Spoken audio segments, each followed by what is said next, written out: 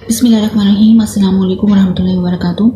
Students, جیسے کہ میں نے پریویس ویڈیو میں آپ سے شیئر کیا کہ اب ہمارا جو پلان ہے انشاءاللہ تعالیٰ اللہ تعالیٰ ہمیں اس میں کامیابی نصیب فرمائے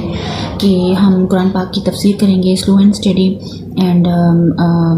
جتنا پاسبل ہو پائے گا اس کو سمجھنے کی کوشش کریں گے،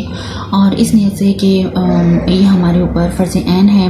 ہم دنیا میں آئے ہیں تو کم از کم اتنا جاننا ضروری ہے کہ بائی دا وے اللہ تعالیٰ ہم سے کہنا کیا چاہ رہا ہے، اور پھر انشاءاللہ اس کے بعد جو ہے وہ اللہ تعالیٰ توفیق دیتا ہے عمل کرنے کی۔ ہم شروع کر رہے تھے سورہ فاتحہ کی تشریح۔ تو سورہ فاتحہ کو جو ہے وہ خلاصہ قرآن بھی کہا جاتا ہے۔ سورہ فاتحہ کو خلاصہ قرآن اس وجہ سے کہا جاتا ہے بیکاز اس میں قرآن پاک کا نچوڑ ہے، قرآن پاک کے تمام مضامین اس میں شامل ہیں، اور قرآن پاک کے جو بیسک مضامین ہیں وہ آپ لوگ اس چیز سے واقف ہی ہوں گے کہ جس میں جو ہے وہ توحید ہے، رسالت ہے، اور معاد یعنی آخرت ہے، قیامت کا ذکر ہے۔ تین باتوں پہ اللہ تعالیٰ نے جو ہے وہ انسان کو لانے کی کوشش کی ہے، یعنی قبول کروانے کی، سمجھانے کی کوشش کی ہے کہ وہ ایک اللہ کو مانے، اور پھر یہ کہ جو انبیاء ہیں وہ اللہ تعالیٰ کے بھیجے ہوئے نبی ہیں، اور پھر یہ کہ جو وہ بتا رہے ہیں کہ اگر ان کو فالو کیا جائے گا تو آپ کو آخرت میں اس کا اچھا فائدہ ہوگا، ادروائز جو ہے وہ خدا نخواستہ جہنم ہے۔ تو کیونکہ وہ تمام مضامین ملتے ہیں اس وجہ سے اس کو جو ہے وہ خلاصہ قرآن بھی کہا جاتا ہے، اور یہ اتنی پسندیدہ صورت ہے۔ آپ صلی اللہ علیہ وسلم نے فرمایا کہ کہ میری پسندیدہ صورت اس وجہ سے ہے کہ اس میں جو ہے وہ اللہ تعالیٰ نے ہمیں دعا مانگنے کا طریقہ سکھایا ہے کہ سب سے پہلے جو ہے وہ آپ نے اللہ تعالیٰ کی حمد و ثنا کرنی ہے، پھر اس کے بعد جو ہے وہ آپ نے جو ہے وہ اپنی دعا مانگنی ہے، اور بہت ہی عاجزی کے ساتھ اس میں دعا کا طریقہ بتایا گیا ہے۔ تو یہ اس بنا پر بھی آپ صلی اللہ علیہ وسلم کی بلکہ ہم سب کی الحمدللہ فیوریٹ ہے۔ تو اس کی بہرحال ہم جو ہے وہ ورڈ ٹو ورڈ ہم سمجھنے کی کوشش کرتے ہیں اور پھر تشریح کرتے ہیں۔ الحمد، تمام تعریفیں، ال کا مطلب ہوتا ہے تمام تعریفیں للہ، اللہ تعالیٰ کے لیے ہیں، رب العالمین، جو رب ہے یعنی پالنے والا ہے یا تربیت کرنے والا ہے، عالمین تمام جہانوں کی۔ تو یہ تو ہم سب کو پتہ ہے کہ جب بھی ہم کسی کی تعریف کر رہے ہوتے ہیں تو بیسیکلی وہ سیرا اسی کے سر بندھ رہا ہوتا ہے کہ جو کہ اس کا کریٹر ہے، جو کہ اس کو پیدا کرنے والا ہے، جو کہ اصل رسپانسبل ہے، اس کوالٹی کا، اس تعریف کا حقدار ہے۔ تو اگر ہم کسی خوبصورتی کی تعریف کر رہے ہیں تو یقیناً اس کا بنانے والا اللہ ہے، کسی کی آواز کی تعریف کر رہے ہیں تو اس کا بنانے والا اللہ ہے، کسی نیچرل بیوٹی کی بات کر رہے ہیں تو یقیناً اس کا بنانے والا اللہ ہے، یا اگر کسی مصنوعی چیز کی لائک ایک فرنیچر ہے یا کوئی ایک آرٹ ہے یا ایک گھر ہے، وہ اگر خوبصورت ہے تو بیسیکلی ادھر بھی ہم اللہ ہی کی تعریف کر رہے ہیں، بیکاز وہ جو ذہانت اس کے اندر اللہ تعالیٰ نے وہ ہنر ڈالا ہے تو اس کو بھی ڈالنے والا اللہ ہی ہے۔ تو یہاں پر بڑے پیارے انداز میں اللہ تعالیٰ نے ہمیں سمجھایا ہے، نہ صرف سمجھایا ہے اور جو حقیقت ہے بلکہ ہمیں بتایا بھی ہے کہ اس طرح جو ہے وہ آپ کا ایمان ہونا چاہیے کہ تمام تعریفوں کا حقدار اللہ تعالیٰ ہے۔ رب العالمین، رب جو ہے وہ تربیت سے ماخوذ ہے، جس کا مطلب کیا ہوتا ہے کہ سلو اینڈ اسٹڈی۔ تربیت میں آپ جو ہے وہ سامنے والے کی پوزیشن کو، اس کی کنڈیشن کو سلو اینڈ اسٹڈی لے کر چلتے ہو، اس کے مطابق جو ہے لائک ایک بچہ ہے تو اب اس کی سمجھ کا لیول کیا ہے تو اس کو اس لیول پر تب سمجھانا ہے، جب وہ بڑا ہو جائے گا تب سمجھانے کا انداز دوسرا ہوگا، یا اس کو اس سے ٹریٹ کرنے کا انداز دوسرا ہوگا، اور جب وہ بوڑھا ہو گیا ہے تو پھر اس طرح اسے دوسرے طریقے سے برتا جائے گا۔ تو یہ تربیت جو ہے وہ سٹیپ بائی سٹیپ ہوتی ہے، ایک ہی وقت میں انجیکٹ نہیں کی جاتی۔ تو یہاں پر رب سے مراد جو ہے وہ تربیت کرنے والا ہے، اور رب جو ہے وہ ہم کسی اور کو نہیں کہہ سکتے سوائے اللہ کی ذات کے، یعنی کسی کو رب کہنا اکیلے رب کہنا وہ جو ہے وہ گناہ ہے، یہ اللہ تعالیٰ کے ساتھ خاص ہے۔ لیکن جو ہے وہ اگر ہم نسبت کرتے ہیں یعنی اس رب کی اس لفظ کی نسبت کسی اور چیز کے ساتھ کرتے ہیں، رب الارض اگر کہہ دیتے ہیں لیٹ سپوز اس زمین کا یا اس گھر کا، تو ادھر جو ہے وہ پھر بھی ایک حد تک جائز ہے، لیکن خالص رب کسی کو کہنا جائز نہیں ہے سوائے اللہ تعالیٰ کی ذات کے۔ عالمین کے متعلق یہ جاننا ضروری ہے کہ عالم جہان کو کہتے ہیں، اور جب یہاں پر جمع کا صیغہ آ گیا ہے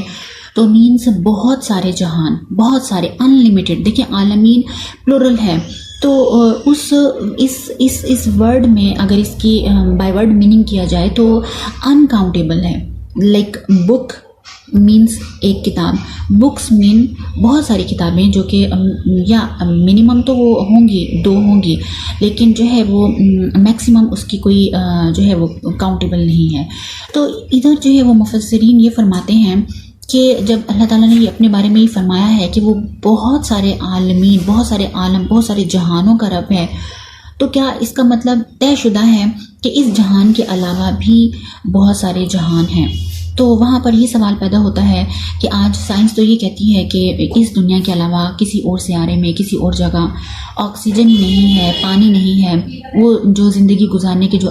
بنیادی ضروریات ہیں وہ میسر نہیں ہیں، تو پھر جہان کیسے پاسبل ہے؟ تو اس کا جواب وہ خود ہی یہی دیتے ہیں کہ جس اللہ نے ہمارے زندہ رہنے کے لیے آکسیجن، پانی بنایا ہے، ہوا بنائی ہے، دوسری نیسیسٹیز ہیں، اسی طرح یہ بھی تو ہو سکتا ہے کہ وہ جو مخلوق رہتی ہے ان کے لیے پانی، ہوا، جو ہماری ریکوائرمنٹس ہیں، ہماری ضروریات ہیں، وہ ان کی ضروریات نہ ہوں اور وہ خلا میں ہی رہنا ان کے لیے جو ہے وہ ضروری ہو۔ لائک انسان جیسے پانی میں مر جاتا ہے اور مچھلی جو ہے وہ پانی سے باہر آ کر مر جاتی ہے، تو ہر کسی کا انوائرمنٹ اللہ اس چیز پر قادر ہے کہ وہ مختلف رکھے، اور اسی طرح ان کے بھی علیحدہ جہان ہوں۔ تو الحمدللہ رب العالمین، تمام جہانوں کے رب یعنی اللہ کے لیے ہی تمام تعریفیں ہیں۔ الرحمن الرحیم، الرحمن وہی یعنی بہت زیادہ رحمت کرنے والا، الرحیم یعنی اگر دوسری لفظوں میں کہا جائے کہ الرحمن بہت بہت زیادہ رحمت کرنے والا، اور الرحیم بہت رحمت کرنے والا۔ تو ہم ویسے سمجھ بھی اس طور پر سکتے ہیں کہ مبالغہ جس میں زیادہ زور ہے، جس میں زیادہ وزن ہے، تو کیسے ہم سمجھیں گے کہ ہم اگر حروف کی کاؤنٹنگ کریں، جس حرف میں جو ہے وہ جس ورڈ میں زیادہ حرف ہیں، الفابیٹس ہیں، تو اس میں اتنا ہی زیادہ مبالغہ ہوگا۔ لائک الرحمن میں آپ دیکھیں الف لام را ہا میم الف، یہ جو آپ کو میم کے اوپر کھڑا الف دکھ رہا ہے، کھڑا الف دکھ رہا ہے، کھڑی زبر دکھ رہا ہے، یہ بیسیکلی کیا ہے؟ بیسیکلی جو ہے یہ الف ہے۔ تو را ہا میم الف اور نون، یہ 5 حروف ہو گئے، اور الرحیم میں آپ دیکھیں را ہا یا میم 4 حروف ہیں۔ تو جس حرف میں جو ہے جس ورڈ میں حرف زیادہ ہوں تو اس میں جو ہے وہ مبالغہ زیادہ ہوتا ہے، اور اس کی تشریح میں پچھلی ویڈیو میں بسم اللہ الرحمن الرحیم کی تشریح میں کر چکی ہوں کہ جو ہے یہ اللہ تعالیٰ کی صفاتی نام ہے، اور اللہ تعالیٰ جو ہے وہ دنیا میں رحمان ہے اور آخرت میں جو ہے وہ رحیم ہوگا۔ یہ آپ پریویس ویڈیو میں بھی اس کی تشریح دیکھ سکتے ہیں۔ اچھا جی، نیکسٹ آیت ہے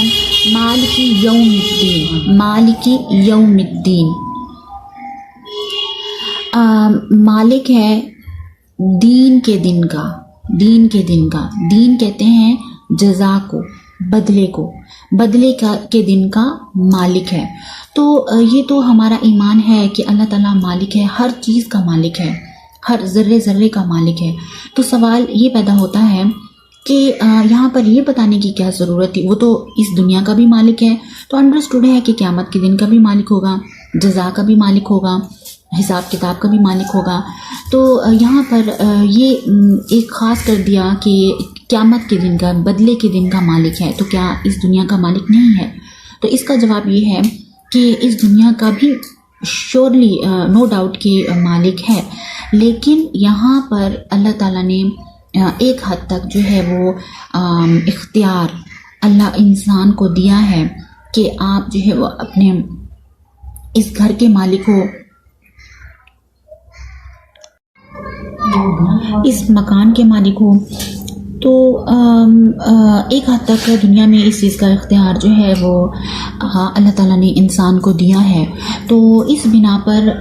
یہ اللہ تعالیٰ نے فرمایا ہے کہ خالص قیامت والے دن میری ہی ملکیت ہوگی، کسی اور کا کوئی حصہ اس میں نہیں ہوگا۔ جو یہ تھوڑا سا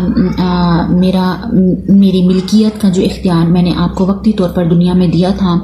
تو اب جو ہے وہ اس دن آپ کو وہ بھی میسر نہیں ہے۔ تو آج کے لیے جو ہے وہ اس ویڈیو کی حد تک جو ہے وہ اتنا تشریح کافی ہے، کیونکہ ہم سلو اینڈ اسٹڈی چلیں گے اور اس کو سمجھ کے چلیں گے اور اس پہ عمل کرتے ہوئے انشاءاللہ تعالیٰ چلیں گے، اور انشاءاللہ پھر ملاقات ہوتی ہے آپ سے نیکسٹ ویڈیو میں۔ تھینک یو اینڈ فی امان اللہ۔